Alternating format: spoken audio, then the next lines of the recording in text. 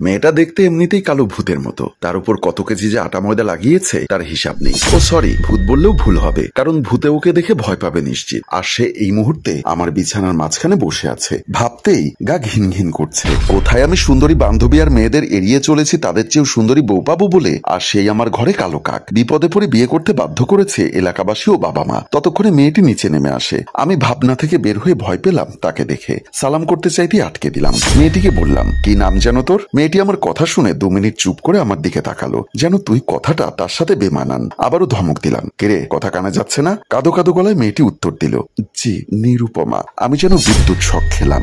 না, তার নামে নয়, তার কণ্ঠে। কালো মেয়েদের কণ্ঠ বুঝি এমনিতেই সুন্দর হয়। খুব সুন্দর কথাও তারা দারুণ গোছালো কণ্ঠে বলতে পারে, তাই প্রথম জানলাম। কাক না বলে কোকিল বলা উচিত ছিল বোধ হয়। সে কথাগুলো মনেই রাখলাম। তারপর নিরুপমাকে বললাম, শোন, আমার সামনে সব আটা ময়দা মেখে আসবি না, আমার সহ্য হয় না, গা জ্বালা করে। তোর ওই মবিলের মতো চেহারা থেকে আটাগুলো খসে পড়তে পারলে যে ওরা একটু প্রাণে বেঁচে যায়। আমাকে কি খুব বাজে দেখাচ্ছে? এই কাণ্ড জ্ঞানটুকুও নেই? যা এক্ষুনি ধুয়ে ফেল, আমার বমি আসছে।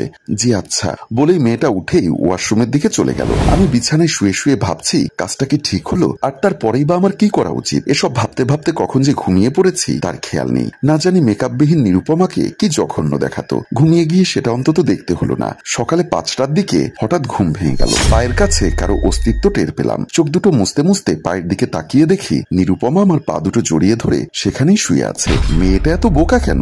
এভাবে কেউ এ যুগের স্বামীর পা ধরে পড়ে থাকে? এসব কথা ভাবতে ভাবতে কেমন নিরুর প্রতি মায়া জন্মে গেল। সেটা শুধুই তার অসহায়ত্ব আর সরলতার প্রতি, ভালোবাসার না। ও চেহারার কথা মনে হতেই সব মায়া ছিটকে পালালো। নিমেষে পা দুটো ছাড়িয়ে উঠে ঘর থেকে বেরিয়ে এলাম। দরজায় দাঁড়িয়ে ভাবছি নিরুপমাকে এখনো আমি ভালো করে দেখিনি। আসলে আমার রুচিও নেই। যেটুকু দেখেছি ওই আটা ময়দার ভিড়ের বেশি দেখতে গেলে বমি আসে। বিয়ের প্রায় আজ 6 মাসেও নিরুকে ভালোবেসে উঠতে পারলাম না। মাঝে মাঝে মায়া জন্মিয়ে ওঠে, কিন্তু ভালোবাসায় রূপান্তরিত হয় না। আর সবসময় নিজের রং ঢেকে বস্তা বস্তা ময়দা মেখে আমার সামনে নিজেকে সুন্দরী প্রমাণ করতে আসে। এতবার ওকে নিষেধ করি, কিন্তু কে শোনে কার কথা? বুঝি না আমাকে এতবার রাগিয়ে কি আনন্দ পায় মেয়েটা। আবার এমন ভাবে স্বামী ভক্তি দেখায় যেন স্বয়ং বেহুলা ফিরে এসেছে। আমি সোফায় বসে অফিসে একটা মেইল করছিলাম। মেজাজটা একটু গরম ছিল। ও সময় মেয়েটা মুখে মেকআপ লাগিয়ে আমার জন্য চা নিয়ে এলো। সামনের দিকে তাকিয়ে দেখলাম দাঁড়িয়ে আছে। অন্য সময় ওর দিকে তাকাই না, কিন্তু মেকআপ পরা থাকলে আমার গা জ্বালা দিয়ে ওঠে। ওকে দেখে চিৎকার করে বললাম, আমি তোকে কতবার নিষেধ করব? এই আটা ময়দা দিয়ে নিজের বিদঘুটে চেহারা ঢাকার ব্যর্থ চেষ্টা করবি না? তোর মুখেও সব মানায় না। এই এক কথা আর কতবার বলবো?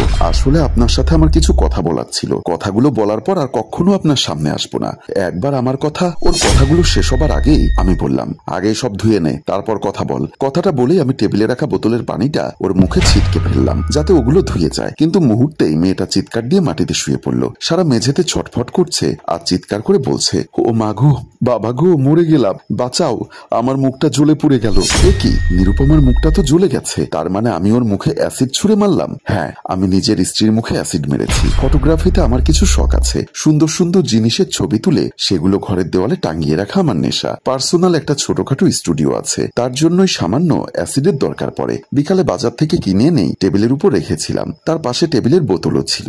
রাগের মাথায় পানির বোতল কোনটা ঠিক করতে পারিনি। নিরুপমা আজ 15 দিন ধরে হসপিটালে ভর্তি। ও সুস্থতার জন্য কোথায় না ছুটেছি আমি। নিরুকে বাঁচাতে হবে। কেন এত কিছু করছি আমি, তার উত্তর জানা নেই আমার। মেয়েটিকে আমি মৃত্যুর মুখে ঠেলে দিয়েছি। কয়েকদিন পর নিরুর জ্ঞান ফিরল, কিন্তু তখনও অসুস্থ সে। ডাক্তার এসে বলল নিরুপমা নাকি আমার সাথে কথা বলতে চায়। অনেকটা অবাক হলাম যে আমি তার এত বড় ক্ষতির কারণ, তার সাথে কি এমন বলবে নিরু? আমি উঠে বেডের দিকে চলে গেলাম। আসামিদের মতো মাথা নিচু করে নিরুর পাশে দাঁড়ালাম। ও আমাকে হাতের ইশারা দিয়ে পাশে ডাকলো। এই প্রথম নিরুকে দেখলাম, ঝলসানো মুখ। তবুও দেখছি আমার ঘরে কত জিনিসের ছবি, অথচ মেয়েটির জায়গা সেই ভিড়ে হয়নি। নিরু আমাকে একটা চিঠি এগিয়ে দিয়ে সেটা পড়তে বলল। আমি চিঠিটা নিয়ে খুলে পড়তে শুরু করি। আর তাতে লেখা আছে, শুনুন, আমি খুব ভালো করেই জানি আপনি আমাকে ঘৃণা করেন। ঘৃণা করাটাই স্বাভাবিক। আপনার মতো এত সুদর্শন স্মার্ট ছেলে গ্রামের এই মধ্যবিত্ত পাশ কালো পেতনিটার পাশে সত্যি বেমানান। যে অসুন্দর চেহারার কারণে যৌতুকের দায়ে যে মেয়ের বিয়ে ভেঙে যায়, সেই মেয়েকে আর যাই হোক আপনার মতো লোকের ইট পাথরের বাসায় রাখাটা অন্যায়। তবুও আপনি আমার স্বামী। আমি কালো হয় বিগত 6 মাসে আপনি কখনো স্বাভাবিক অবস্থায় আমার দিকে ভুল করেও ফিরে দেখেননি। কিন্তু যখনই কয়েক পাল্লা মেকআপ করে আপনার সামনে যেতাম, তখনই আপনি দেখতেন আর বকাবকি করতেন, রাগে গালাগালি করতেন। সেটাই আমার কাছে অনেক বড় প্রাপ্তি ছিল যে রাগের বশে হলেও আপনি আমার দিকে একবার তাকাতেন। তাই ইচ্ছাকৃতভাবে আমি আপনার সামনে মেকআপ করে যেতাম। জানেন, আমার খুব ইচ্ছা হতো আমিও সুন্দরী হয়ে আপনার সামনে যাব, কিন্তু পারিনি। তাই সেদিন শেষবারের মতো বলতে গেছিলাম, আমি সত্যি আপনার বিরক্ত বিরক্ত করার কারণ হলে আপনার থেকে দূরে চলে যাব। অথচ দেখুন কি ভাগ্য আমার, আপনার সামনেই আপনার হাতেই আমার ভাগ্য লেখা হয়ে গেল। আমি সত্যি খুবই ভাগ্যবতী। এই দুঃসময় আমার স্বামী এই কটা দিন আমাকে সুস্থ করার জন্য কিভাবে পাগল প্রায় হয়ে বেড়াচ্ছে। এগুলো কি নেহাত দায় ঠেকাতে? না, সে কথা আমি বিশ্বাস করি না। আমি জানি আপনি আমাকে ভালো না বাসলেও আমার দুর্ভাগ্যকে আপনি ভালোবেসে ফেলেছেন। আর এটাও জানি যে আপনি ইচ্ছাকৃতভাবে আমাকে অ্যাসিড ছোড়েননি। দোহাই আপনার, নিজেকে অপরাধী ভাববেন না। আমার কসম লাগে, এ কথা দ্বিতীয় কাউকে শোনাবেন না। ভালো থাকবেন,